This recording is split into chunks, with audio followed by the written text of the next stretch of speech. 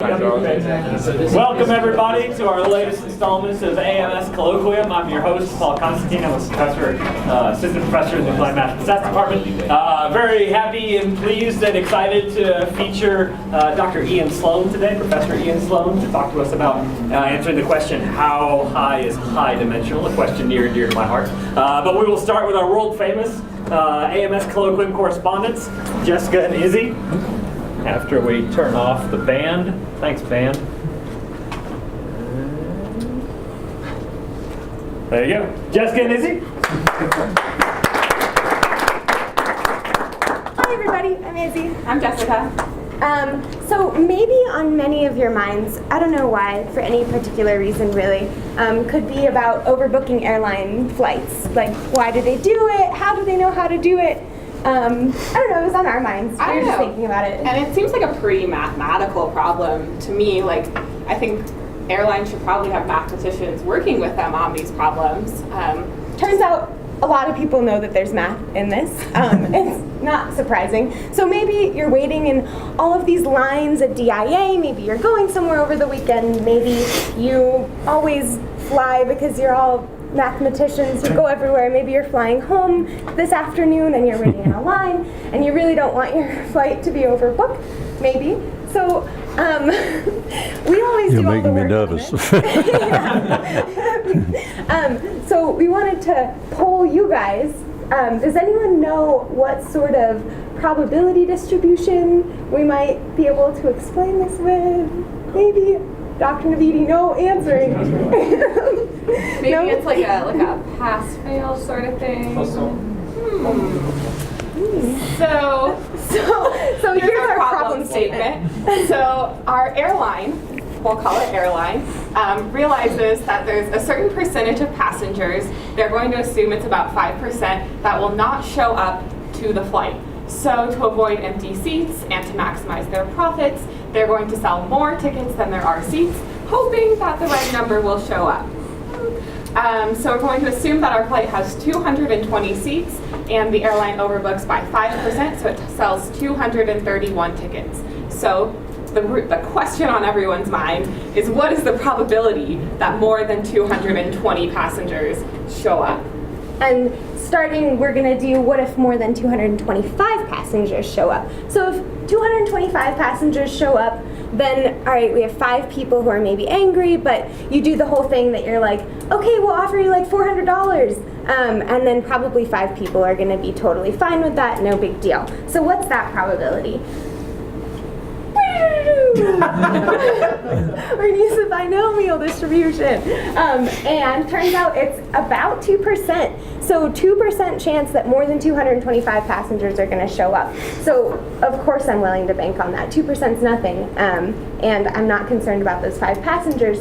But what about more than 220, which is how many seats we have? So 1 person gets kicked off the flight, we're saying. What's that probability? Which is also pretty unfortunate, but in my opinion should be the probability that an airline is worried about, and it is almost 40%. So there's almost a 40% chance that more people show up to this flight than there are actual seats on the plane, which kind of makes sense if you fly a lot. I've noticed that a lot of times they're offering vouchers when I'm flying. It seems a lot higher than 2%, which this math would corroborate. Then, while we had our function written in MATLAB, we decided to say, well, what happens if the 5% no-show rate is actually too high? So what if only 2.5% of people are no-showing? Well, then you have almost 100% chance of more than 220 people showing up to this flight. So it's very, very important that the airline make the correct assumptions in correctly determining their no-show rate. But it also can really help them improve their profit margin by overselling, because recently, like in the past years, the profit margins for airlines have gone down dramatically. And so one idea that Delta has had to make the skies friendly again is when you buy your ticket, they say, how much is this flight worth to you? So how much are you willing to give up your seat for if we overbook it? And so it's kind of like testing you. So if you put in like $100, then they're probably going to choose you and give you $100. But if you put something in like $3,000, like my ticket's worth $3,000, then they're not going to choose you to get kicked off the flight. So it really depends on how much you want that money and how willing you are to move to a later flight, which we think is really smart and a good technique for solving something like this. Perhaps other airlines could take note. So we're really excited today. We're going to spotlight Dr. Steve Pankovich. As many of you know, he recently received tenure and got a promotion. Congratulations. So we got to ask him a little bit about what that process looked like and how he kind of navigated the path toward that promotion. So we got to hear a lot about the process towards getting tenure, which is really interesting. And along learning with that, we learned what he did to fulfill those, check those boxes. So a lot of it has to do with service. So in his past 5 years of being here, he has served on the faculty senate. He's done different graduate committees, promotion committees, and also has to do with teaching. I personally have had the honor of having him as a teacher. He was my first like real math teacher for linear algebra, and I can attest to how good he is at it, and so can his promotion committee, because that's a big part of it as well. And on with that teaching is like course development, so he helped develop the capstone course and has worked with the graduate program. And then the other component is research, so one of his PhD students, Deb Shutt, just finished, which is really exciting for her. And so that research and some of the research that Dr. Pankovich is really excited about right now is into spatial propagation of disease dynamics. So this is research that he's working on with Dr. Porter, and it's just kind of this idea of how do diseases move through space. And so this has really stretched him outside of his comfort zone, but it's a problem that a lot of people are really interested in, especially when things like Ebola come up. So very, very pertinent research. Really exciting. So part of his tenure package apparently was a baby. So we have a lot of really cute pictures of Eloise. So just so you know, we're going to cycle through a lot of the cute pictures because we couldn't pick one. But so Eloise Ann Pankovich was born on March 1st, 7 pounds, 9 ounces. And this new baby has changed his life so much. I didn't know how, I mean, obviously babies are a lot of work, but it turns out they eat every 2 to 3 hours, and it takes an hour to feed them. So you guys can do the math on that. Dr. Pankovich can't because he's tired, but that's a lot. It's also kind of put things in perspective, so other things that used to be like super crucial now feel secondary when you have such a cute baby at home.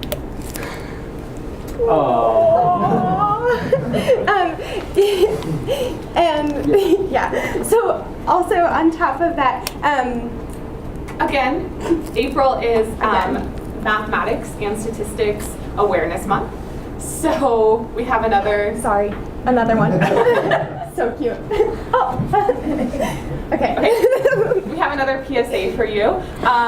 It's that we don't just do fancy calculus, and we're not all just teachers. So if Dr. Pankovich could spread one mathematical knowledge to the rest of the world, obviously we're preaching to the choir right now. We know what we do and the extent to which we apply our mathematics, but the rest of the world doesn't always understand what it means when you say I'm a mathematician. And a lot of people don't recognize that science is entirely founded upon mathematics. Mathematics is the foundation for all of these other scientific things that we care so much about, especially the more technical aspects of it. We really like this comic also. And we're going to leave you with a final thought, and that is that we want you to all go through the world and tell everyone how beautiful math is. People, they don't know it's beautiful. Oh. Okay, that's all, folks.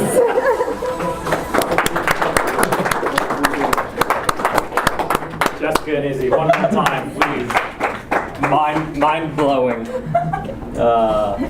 All right, I'm now very happy to introduce Professor Ian Sloan, whom I will interview for a moment. Get to hear about him in his own words. Professor Ian, we have a gift for you from the department.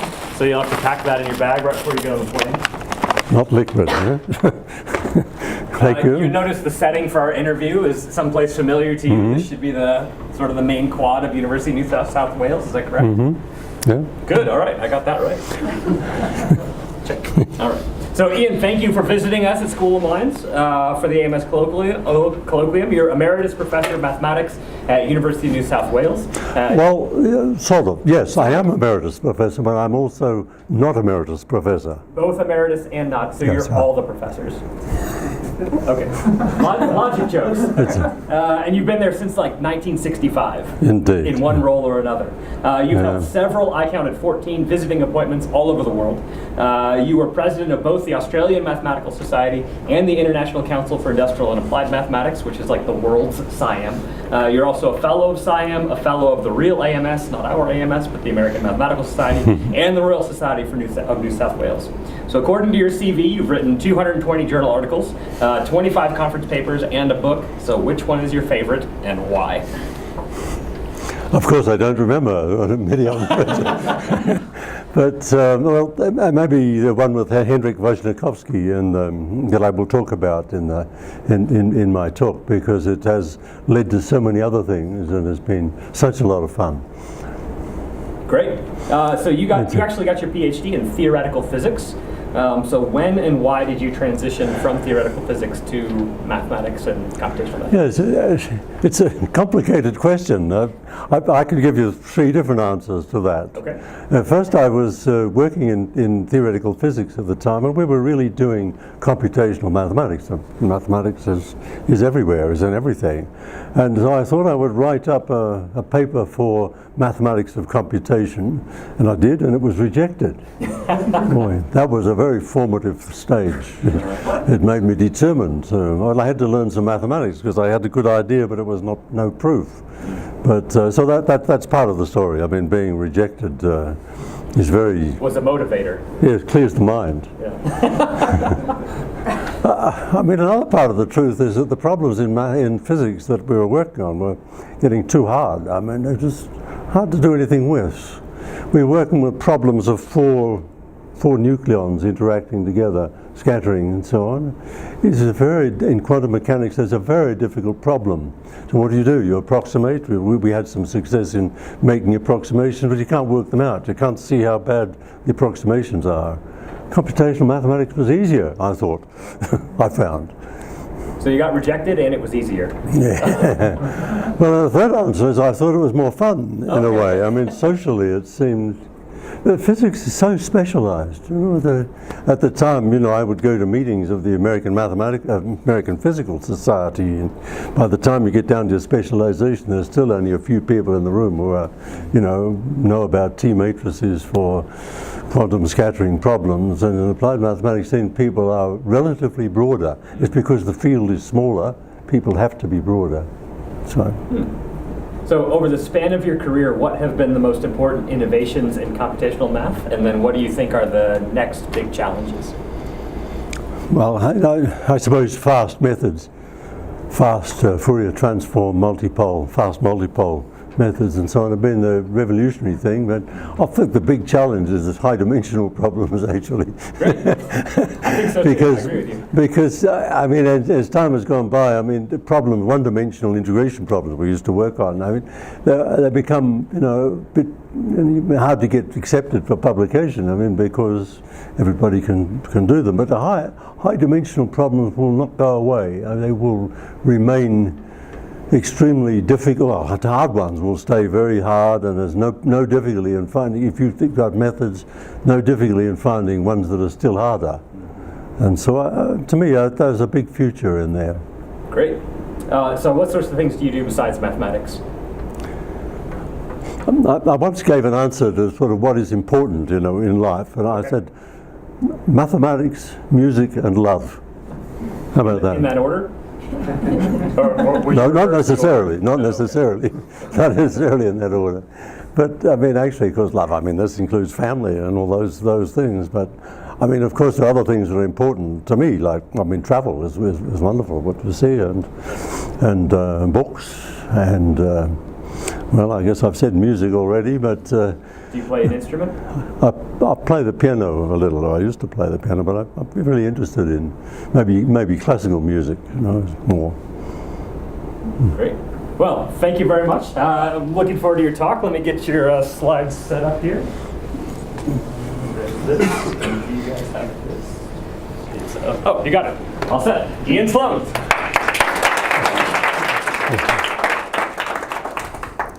Yeah, well, this is something quite different to my experience, so we'll see how it goes. Everyone says that. And he's going to give me sharp time limits and so on, I know that. So it's about high-dimensional problems, and I'm going to talk about a particular aspect. I'm going to give a rather personal view of the development of some things, particularly what are called Quasi-Monte Carlo methods, which I will introduce.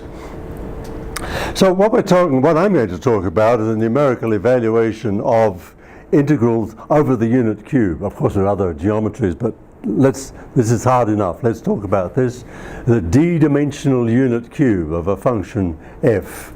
And how big can we take d? Well, that's what I want to develop. Now, the folk wisdom is, or used to be, that, well, maybe still is, that for d up to, say, 4 or 5, you can use what is called a product rule. That is, a product rule, well, if that screen is our square in 2 dimensions, you take a Gauss rule, say, this way, 10-point Gauss rule this way, 10-point Gauss rule this way, and it gives you, of course, a cross hatch thing with points concentrating near the boundary. That will do a wonderful job, I mean, for up to dimensions 4 or 5. If, in that sense, you'd think, and when I was in physics, 8 dimensions is high, right? You already have to do something, you know, rather special to be able to handle 8. But today I really want to talk about, I mean, at least hundreds, you know. That's, boy, well, if you're talking about hundreds, well, so I want to talk about cubature rule, or quadrature rule, or integration rule, just a form of, for a given function over the unit cube, just the sum of weights given times function values, where points are, we have in mind well-chosen points in the unit cube, and the weights are well-chosen numbers. These W1 up to Wn, well-chosen numbers, usually called weights, that add up to 1. It's a pretty good idea if they're positive, but anyhow, so I'm going to talk mainly about the case in which they're not only positive but also equal, just equal to 1 on n, because that settles one question: how do you choose the weight? After all, there are only the 2n questions here. How do you choose the weights and how do you choose the points? I've chosen the weights, that's easy. So we can almost go home. But the big question is how to choose the points and the weights. Forget the weights, we've done the weights. And it's very important to realize, to get into your fabric of your being, that you cannot use a product rule of any kind. I could give you a fancy argument, but if you just think, if you use 2-point rule this way and 2-point rule that way, you will have 2 to the 100 points. It is not possible to do a rule with 2 to the 100 points, and I would like to suggest it never will be possible. And it would also be rather silly. So you have to find some other way, not just a rectangular grid, or not even an unevenly spaced grid like product Gauss points. You have to use a non-product rule. And so what can you do? Well, I want to start by talking about what the number theorists who contributed to this. In the 1950s and 1960s, number theorists did a lot of work on this. By the way, numerical analysts did essentially nothing, because high-dimensional problems were just out of the question. But the number theorists, they didn't think about high-dimensional problems. They thought about general dimensional problems. So over the unit cube, in a d dimensions, they didn't really think of d being very large, but they thought of d being not fixed. The number theorists, Korobov, Zaremba, Chinese mathematician Liu Hua, they considered multiple integration for periodic functions, and that's what I talk about first. Now, periodic means functions that are periodic with respect to x, periodic with respect to y, And of course the first thing to say about them, the non-mathematical thing to say, is they do not arise very often, which are periodic in every dimension. So it's a lovely mathematical framework, and you should, and all of you are sophisticated mathematicians, you should immediately think that the natural tool will be Fourier analysis, yeah? Multiple Fourier analysis, and that's what it is. There's Fourier analysis. And they obtain absolutely wonderful results, and I will show you about it. I'll come to non-periodic functions, and that's also a very important part of the classical regime, but I'm going to talk just periodic for a moment. And this is a typical theorem of the 1950s and 1960s. So you need to specify, this function space E sub D is specified in terms of the behavior of the Fourier coefficients, the multiple Fourier coefficients. So H here is the vector H1 up to HD, and those H's are integers. I'm sorry, a little non-standard. That's the number theory convention. H was a good number for a good name for an integer. But the assumption is that these Fourier coefficients go down rather quickly, 1 on h1 squared, 1 on h2 squared. Well, the h bar is mod h most of the time, for h not 0. And of course it wouldn't make any sense for h if you allowed 0, so it's put to 1, a little artificially. But the assumption is that in each dimension the Fourier coefficients go down like 1 on h squared. So I mean, maybe you know that means in one dimension that would mean a function that could have a discontinuity in its first derivative. It's periodic, but maybe discontinuity in its first derivative. So I mean, that's a very interesting class of functions. It doesn't occur so often in, well, it's not so smooth, so maybe that's all right, but it's a little more than you usually have. Okay, so here's a typical theorem, and I don't know who to attribute it to because there is a fair amount of overlap. But assume n is prime, right? There's number theory. Eh? So then there exists a number z. So I've got written down here the error of the integral minus a quadrature, a cubature rule. This is a cubature rule with equal weights, and it has a very specific way of choosing the points, the n points. And this is the first example of something we will see more of. So it's the sum from 1 to n. And it's a multiple of now there's an integer vector in there, so there exists an integer vector, it says, kz.n. I'll show you more of them, I'll show you a real example of this, but this fraction, this braces mean take the fractional part. It really means if a point kz on n falls outside the unit cube, you bring it back again by just subtracting off integers. You take the fractional part. So that seems something else. Now the error for this kind of rule, which we'll say more about this kind of rule, the error, this is what I'd like to concentrate on a moment. It's a ratio of two things, and it reminds us there are two things we have to worry about. One is n, what is the n dependence, and the entire number theory tradition interest was in finding the n dependence. And 1 on n squared, that's good, that's wonderful. I mean, because if you double n, well, it's prime, but anyhow, you double n roughly, then it goes down by a factor of 4. The error goes down by a factor of 4. Monte Carlo I won't talk about today, but Monte Carlo is when you choose points at random, the error goes down like 1 on square root of n. We're always trying to do better than 1 on square root of n. So this is a good rate of convergence, but what is this constant in here? It's not even studied and by the way, numerical analysts also do multivariate integration, a lot of it, often with different geometries and so on. Numerical analysts too never bothered about the constant, the dependence on dimension.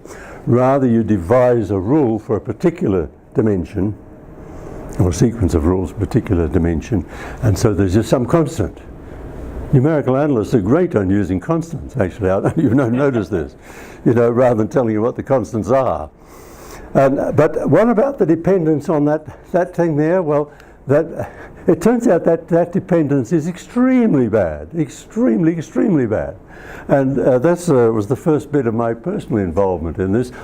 So the name, this is a Quasi-Monte Carlo rule of its equal weight. That's all that Quasi-Monte Carlo means. Well, no, it means it's equal weight, but it means it's trying to be better than random points. It's trying to get to better than 1 on the square root of n. Points are deterministic and cleverly chosen, but the particular way that was chosen in that from the number theorists is what we now call a lattice rule, a rank 1 lattice rule. There are other ways, low discrepancy points, because of Paul's limits. I won't tell you what they are, but this is also very important. But lattice rules I say a lot about, and so I need to tell you what they are. And they're due especially, I think, the 1950s, 60s work is due to Korobov and Lufka. So we've already seen a lattice rule. That was the kind of rule that we had before. So you've met one rank 1 lattice rule, simplest kind of lattice rule. So here is the definition. It's 1 on n. N doesn't have to be prime. This is still a lattice rule. K equals 1 up to n.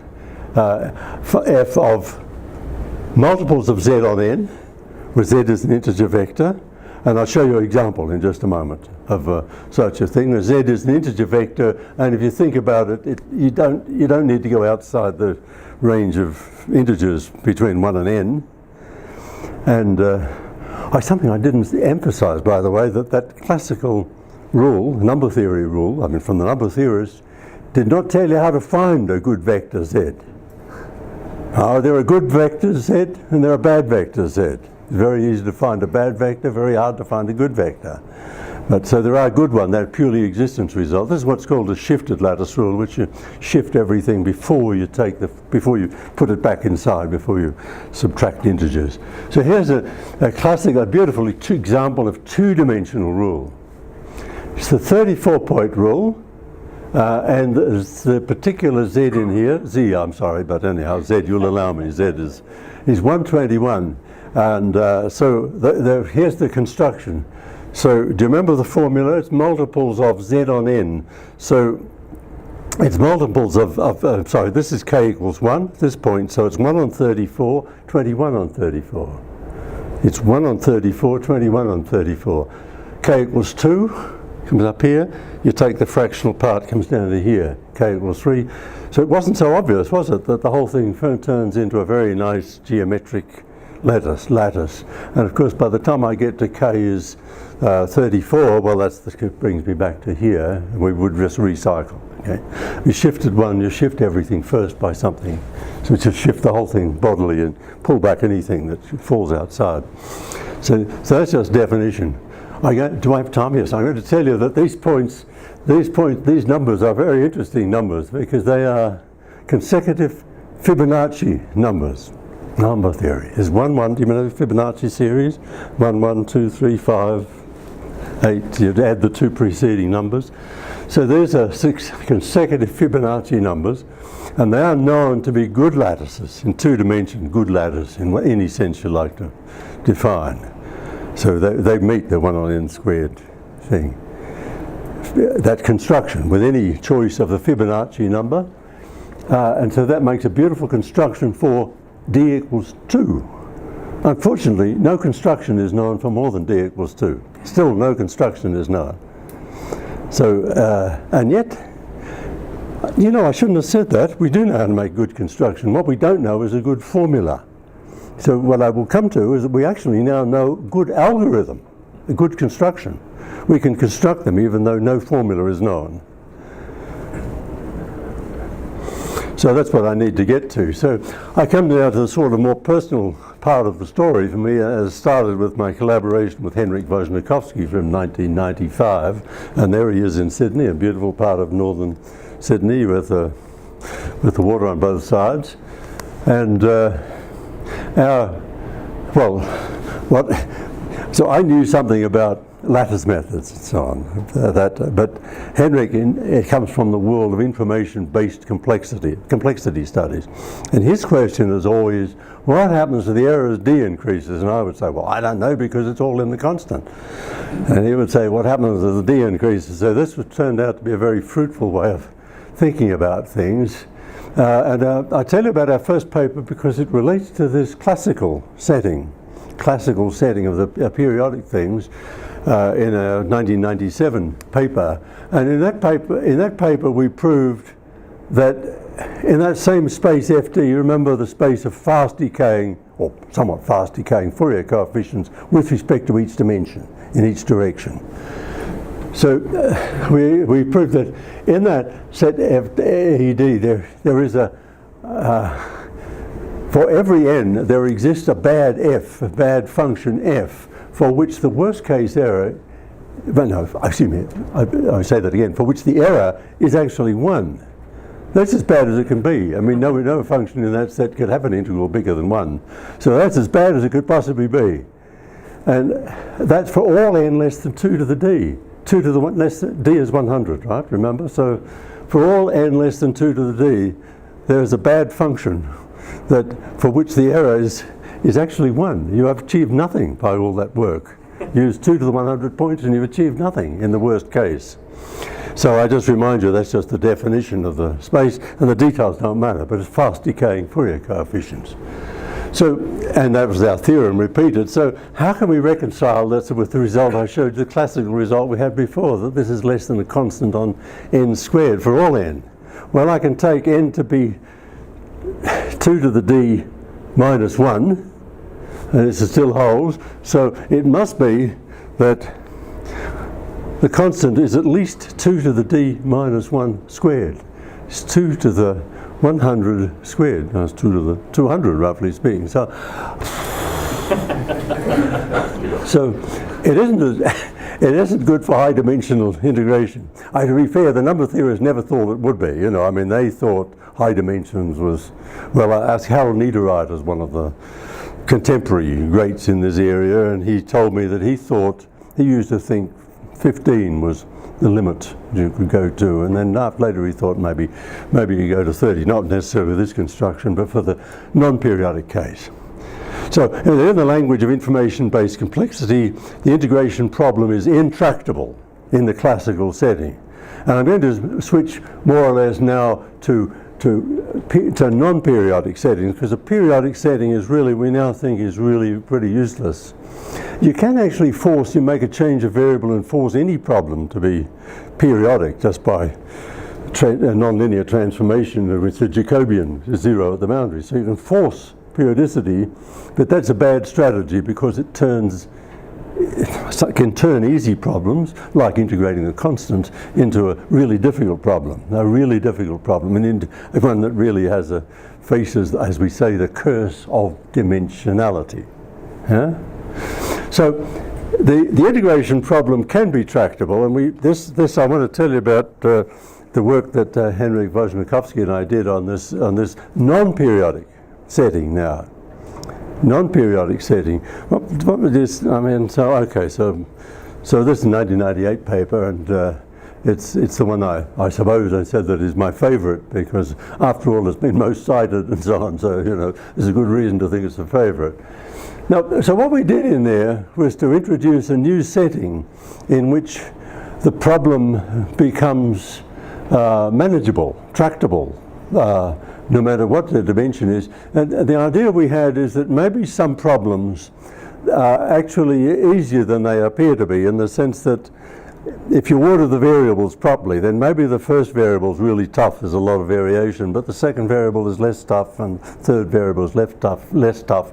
And we would quantify this with what we call weights, different kind of weights.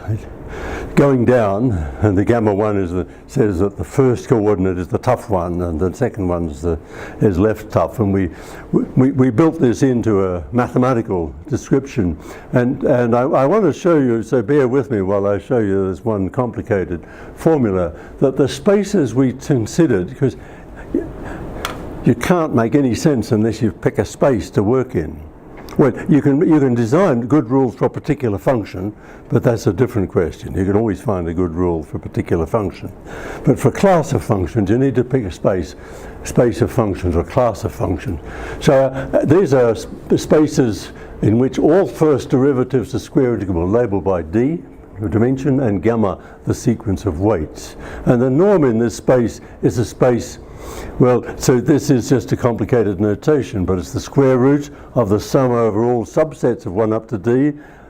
I hope you know that's a very big sum. I mean, there's a lot of terms in that. There are 2 to the d terms, but we don't have to evaluate this. So this is the idea of, it's got these weights in here, right? Weights. This is a product of the gamma j's in there.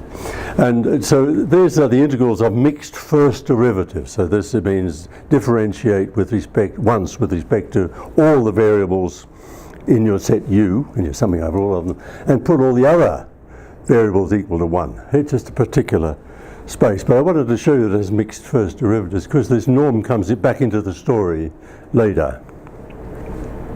So what we found, and it really took us and everybody else by surprise, that if there's weights, if and only if there's weights, the sum, the infinite sum of them is finite, then there exist points. So we use number theory type arguments. I'll show you the idea just in a moment if I can.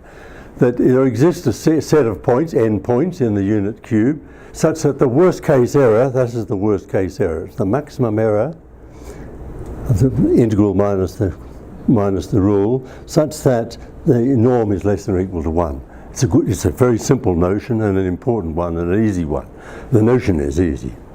But there exists such that the worst case error, that is the error for all functions whose norm is less than or equal to 1, is less than a constant on root n, where that constant is independent of not only of n, but also of d. That is the crucial thing. Now it goes both ways. If this sum of weights is finite, then we have a worst case error, or an error for all functions in the unit norm, less than this constant on root n. But if the sum of the weights is not finite, suppose all gamma j's are 1, then the theorem says that we then do not have this nice property. So it's getting results that, you see, we have to care as much about the dependence on d as the dependence on n. This is really crucial thing about it. And well, just some quick comments. So this condition holds, for example, if I take gamma j, it would be 1 on j squared. We often do when we're playing games with this, because that's you know, sigma 1 on j squared is convergent. Sigma 1 on j is not convergent. You know that? I hope you know that. Almost convergent, but not quite convergent. It does not hold in particular, though, for j equals 1. Gamma j equals 1. This constant is known explicitly as the exponential of the sum of these things, right? So, yeah, have a quarter of that infinite sum. So if the sum converges, we have an explicit constant. The convergence rate of order 1 on n to the half that we have is not good. That was, I'm sorry, did I just go back to here? Yeah, what square root of n? That's the Monte Carlo rate. We're not happy with that, but it's still in all, it's better than we had before. So the proof is not constructive. So what's the idea? Let me just tell you just the idea of this one proof. And it comes from the number theory world. What we show, we didn't say we constructed a good Quasi-Monte Carlo rule. What we said is that if you average this, we could in fact find an explicit expression and average this in the root mean square sense over all points. It has the bound. That's what we proved. I mean, that's what we did analytically. We now had an expression for the worst case error. You take the square of it, you integrate it analytically over all points. Big integral, you know, because it's over d dimensions for each of these points. And then we argued that there exists one point, at least one choice of points that's as good as average. And time again we use this property, and time again it was used classically by the number theorists. That's how you can get an existence proof that is not at all constructive. Okay, so, all right, well, so the point we're at is that we would like to have faster convergence, and I want to get to construction. So I'm going to do this very quickly, believe me, very quickly. So then Fred Heckenell was here last week. He and Henrik showed another very interesting property, and very cleverly, under a stronger condition on the weights, like Mark 1 on j cubed will do now. Then there exist points such that the worst case error is less than a constant on n, not n to the 1/2, but n. Well, n to the 1 minus delta, for delta is arbitrarily small. What happens is you take delta small, the constant gets big. Goes to infinity if you take delta to 0. So, but anyhow, that's with this constant independent of d. So that's a terrific rate. This is much better than Monte Carlo. And that's another completely non-constructive proof. But it does give us an idea that, well, you know that there are good Quasi-Monte Carlo rules out there. Why don't we look for some? And so the next thing, in some sort of accidental way, Wojciechowski and I discovered this theorem that under the same condition that I just stated, that the sum of the weights to the square root of the weights is finite, then there exists a shifted lattice rule, which is really why I wanted to tell you about shifted lattice rules. And we thought at that time that lattice rules were just of academic interest for periodic functions. But we thought, let's see what we can do with lattice rules, just to see what we could do. And to our total surprise, we discovered we could get exactly the same result, maybe different constant, but the same result, that there exists a shifted lattice rule. Now, why does that help? A shifted lattice rule is down here. That helps because there are very few lattice rules.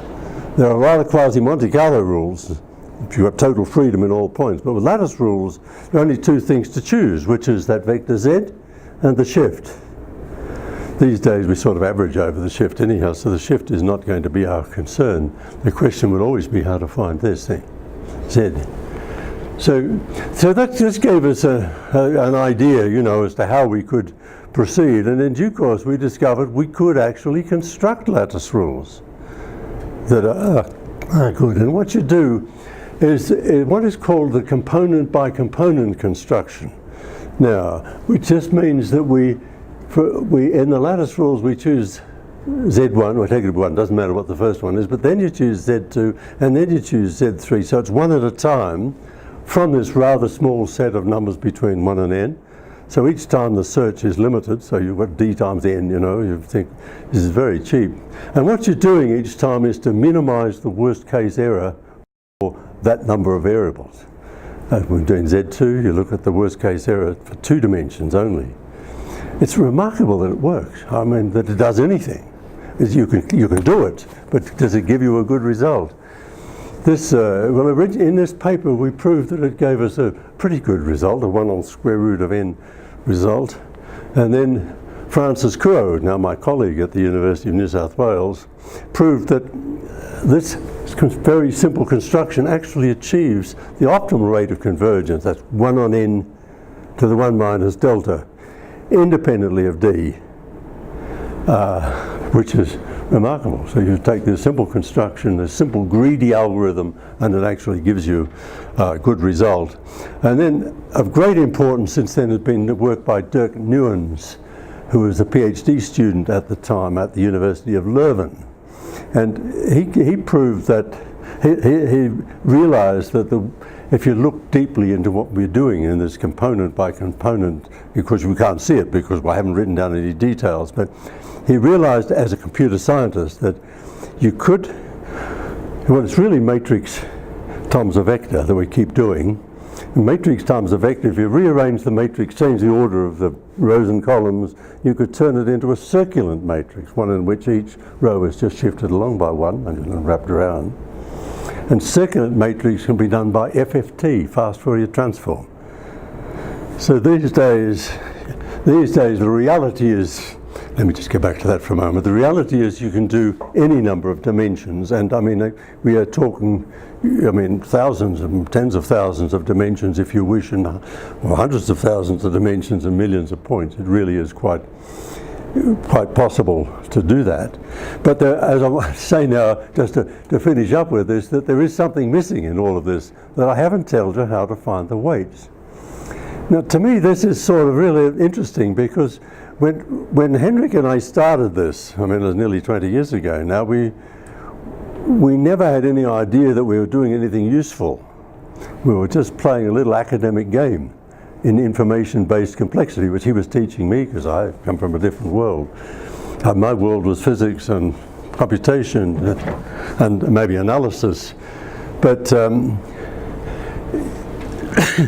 so we just thought the weights were artificial, you know, in that sense. We had no idea that we would come to the question. But now we can actually, with this apparatus, fast component by component construction, you can actually compute good lattice rules once you know weights. So what is missing then is how to choose those weights in there, and I will just give you the strategy. How am I doing, Paul? You've got plenty of time. I got 10 minutes. Yeah, I will. No, I'm nearly finished. But so because I want to tell you about the strategy that we now use for this. Do you remember I defined the worst case error as the maximum error for all functions whose norm is less than or equal to 1? Now, in reality, of course, you were not given a function space. I mean, what you were given is in a practical problem, you're given a function which may belong in some class, but we're not given the space, and so we're not given the weights. But you can turn this around and say, if I've got a function f, then the error, well, I'm going to claim that the one gets this essentially immediately, that the error for a given function in that class is less than or equal to the worst case error times the norm. Is it clear? Let me just suggest to you that, without pushing the brain too hard on this, if you think about, you have a function f whose norm is 1 in a sense. Well, its norm is 1, then clearly the error is less than the worst case error, which is right, because this goes over all functions. This, by the way, suggests this can be a very loose inequality. But anyhow, so then if you have a function whose norm is not 1, well, then the error will just scale up proportionally to the norm. If I just double the norm, you'll get double the error. So this is just a direct consequence. And so both factors depend on the weights in there. So if you take the point of view that we're not God-given the weights, and we're not in an application, you'd say, well, both depend on the weights, and they depend in an inverse way. And so what we do is both factors depend on the weights. Well, we replace the worst case error by our known upper bounds on worst case error. That's what Vojnikovsky, I and others have been doing, to find bounds on this, upper bounds on this. And in an application, we have to compute the norm. That means we need to compute mixed first derivatives, bounds on mixed first derivatives. That's the strategy. Right? We have an expression that, of course, depends on the weights, which we don't know. So then we have two factors, both of them depending on the weights, but the weights in an explicit way. We then minimize that. Right? So that's an easy calculation. These are just quadratic sort of things. But we choose weights that minimize that. And so I just wanted to say, without going into details, that this strategy was carried through for the first time, I think, in this paper with Christoph Schwab and Francis Kuo, in which we in the SIAM Journal of Numerical Analysis 2012, we looked at a diffusion problem. Actually, so we looked at water, underground water flowing through a region. This is it. This is the screen. It is random permeabilities and things and flowing out the other side. It's represented by a PDE of diffusion type.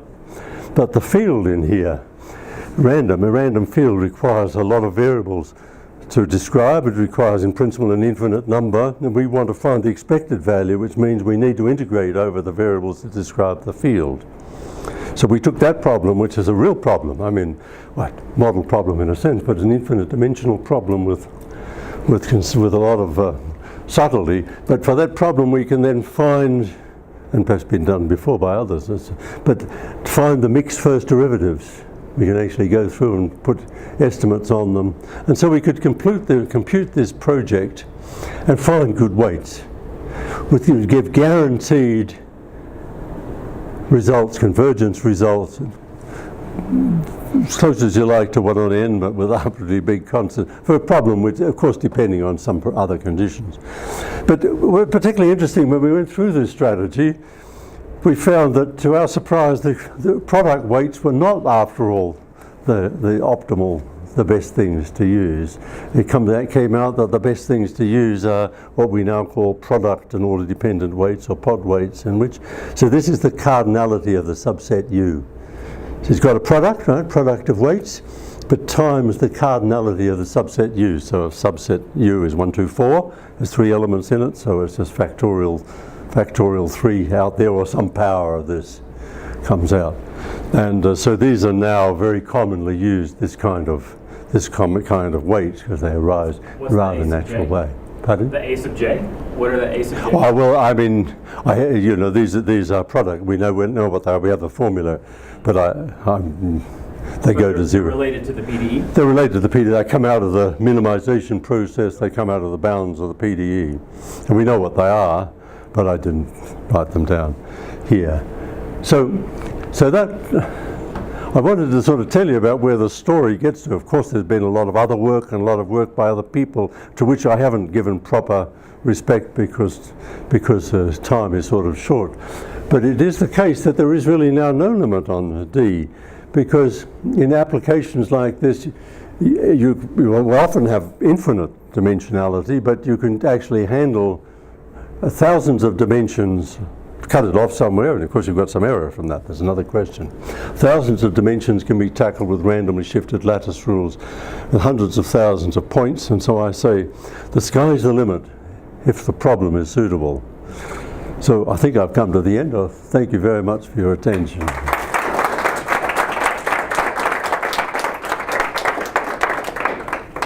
Questions? Can this in mathematics be applied to, let's say, radio transmissions on the surface of Mars or a moon around Mars as versus like the moon around the Earth? You know, you talk about gravity in a different dimension around the moon as close to the Earth, and then the moon that's like Phobos is close to Mars or something? Like you're calculating radio waves and the exact time intervals with frequency? I think you might be asking a question I can't answer on the run. I mean, I'm not sure, enough about. I don't know enough about the model. But you think that high dimensionality comes into it somewhere? Yeah, I'm wondering if this can apply to sort of a different dimensional idea with the relativity of the gravity, the time reference of the dimension. Well, look, I can't answer that, but I suppose maybe I could just back off and make a slightly more general answer. I think there are many areas of physics which are intrinsically high dimensional that we haven't yet managed to find how to do. So I'm telling you what is sort of so far limited success in which we have been able, at least with some sort of formulation of some model problems, a PDE, do some work on it. But we are very interested in some physics problems that remain. So it's somehow I've sort of said, I mean, the whole weight idea is that the problems have got to be in some sense getting easier as the dimension goes up, or else they're sort of impossible. And some problems are like that, and I'm not sure. We're interested in lattice gauge problems in high energy physics, and to see what we can do. But I don't know that we can do anything because I don't know how to handle don't know how even to get into the problem at the moment. But we're certainly, it's on our radar. On the last slide, you said that it came to be that it wasn't just the product of the asymmetries, but there was the cardinality factorial. Yes. How did you figure that out? This comes out of the minimization process. We have we have formulas for the worst case error in which the weights are parameters. We have formula for the partial derivatives, the norm of the partial derivatives, in which the weights are again parameters. And we then do what is actually a sort of quadratic minimization problem, and this is what comes out, to our surprise. This is not as being clever in that sense, because it's just saying that's what comes out. And it's sort of tougher. I mean, it makes new challenges, of course, but anyhow, that. So you talked about subsurface and porous media flow. Yes. That you were using this like finite element yes. that you're yes. to integrate across. How are you?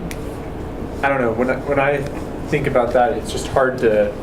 How are you choosing the distribution you're pulling from? You're saying that there's this randomness. Yes. That you're constructing a good random pathways for that water to flow through. How are you choosing that? From limited in that science. So there are some ways of constructing random fields, but perhaps I won't go into the details of that. But so we have a way of what we do is we make many realizations of the random field, and for each of those we solve the PDE by finite element method, or finite element usually is what we usually do. And then, with all those realizations of the random field, we average those. So we get the expected value. We're looking always for. Maybe I didn't say it here, but we're looking for expected values of some quantity. So what I haven't told you here, because time is more technical, is about how to construct the random fields. When you've got there, for each of those, you need to solve the PDE, flow through a spiky random field, and you need to solve the PDE by finite element method. I have a question. So you didn't compute anything. Oh, we did, yeah. You proved some convergence, right? But if what are some of your favorite numerical examples? Or you mentioned Dirk's fast. Yeah. Well, we've done. Well, we have done each of our papers. I think has numerical examples in them. The numerical example, on the other hand, I would say are as yet very limited. We haven't done enough. There's nothing like enough practical experience on these things, but you can do them. And I suppose I should make a comment on the numerical experience. I showed you that we have rigorous theorems, but I have to be careful not to overstate this because the constants in there can be very big. We actually know what the constant is, but I mean it can be very big. It's not, a lot of numerical analysis, you don't know what the constants are. We know what the constants are. And if you want to get convergence close to 1 on n, that depends on that fact delta, then the constants get bigger. And so the practical experience is, yes, it works. Quasi-Monte Carlo always works better than Monte Carlo in our experience. In all the examples we've tried, and every paper we have put in numerical examples. But it does not always work better than an off-the-shelf, when I say Quasi-Monte Carlo rule, in which we choose the weights to be gamma j to be 1 on j squared. That universal seems to work pretty well. If we do that, we have no theory, but it still works pretty much the same. So we are at a stage in which the theory works, yes, but it's not decisively better than not correctly implemented theory. So there's still a bit of a gap between the theory and the practice. There is a gap because the constants are big. And that, I think, is one of our big challenges, actually, how to sort of narrow it down, how to formulate it differently, how to get a new approach that will give us better constants and so on. You probably want to highlight that now we have a better idea of the constants, right? Although the theory doesn't match until last year, now there is some twist in the theory that you can take the Walsh coefficient to be smaller, probably should tell taller. Yeah. So it's last year. Closing the gap. Last year something has been happening, Yes. and then the SR is correct to say until last year it was limited to, and it's going to get better. Watch out for probably after the seminar. Yeah, there is I haven't done justice to there's a lot more work. I mean, I've just given you a personal view, but particularly Joseph Dick, my colleague at University of New South Wales, has been instrumental in obtaining higher order Quasi-Monte Carlo rules. They look the same, but in which, they're designed to give higher order, and if provided you have enough smoothness, of course, and these are not yet too much of a practical stage, but this is very interesting work. We get rated 1 on n or nearly 1 on n, you can get, if you've got enough smooth, enough properties, ultimately 1 on n squared or so on. We never get, by the way, we typically get results that are better than Monte Carlo. Within the range of numbers you can look at, we might get, instead of 1 on square root of n, 1 on, say, n to the 0.8 or something like that, which is good. But asymptotia is often a long way away, and particularly with higher order rules, asymptotia may be a very long way away. Yeah. So if I just gave you a function came out of a dark alley, and you said it said integrate me, how would you go about figuring out what the weights for that function should be? Well, it's a very good question. Good research question. This is not at the stage at which of turning the handle and producing weights for an arbitrary problem. It is very much a matter of we have to work hard. We've got some projects in front of us where we're going to have to work hard and find out good weights for particular problems. You need to, because if you look at it there, it depends on the norm in some mixed derivative spaces or something like that. So if it comes out of an alley, I know my colleagues would say try one on J squared, and this product ways with one on J squared, that'll work pretty well. But I personally believe that there's a good way of doing things, and when we find the right way of doing things, it will always be much better. But I have colleagues who take a different view. Well, Ian, thank you very much.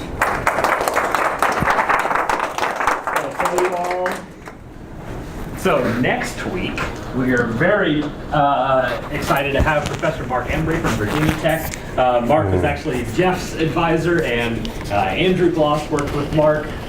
Also, this will be the colloquium right before E-Days. You'll notice Mark Embry has 3 E's in his name, so we're calling this the Embry Days Colloquium. So I hope you all come to that, and see you in a week. 1 week, April 21st. Thanks.